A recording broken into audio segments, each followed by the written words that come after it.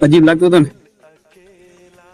હવે હેલ્મેટ ના કારણે અત્યારની સ્ટોરી કહું કે હું ઘરેથી નીકળું એટલે ચામડાથી ઢારિયાથી મારી પાછળ છોકરો એક મારી ગાડી આરે કરે, ઘડીક મારી પાછળ કરે, ઘડીક મારી આરે કરે, ઘડીક મારી પાછળ કરે.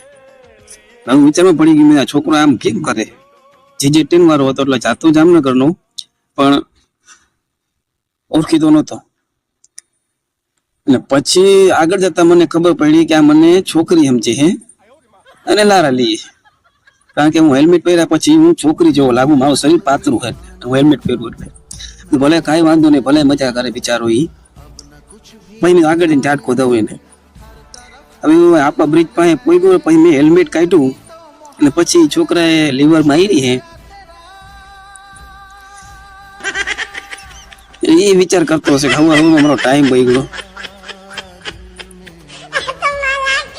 આપણો વાગતો નતો ને યાર.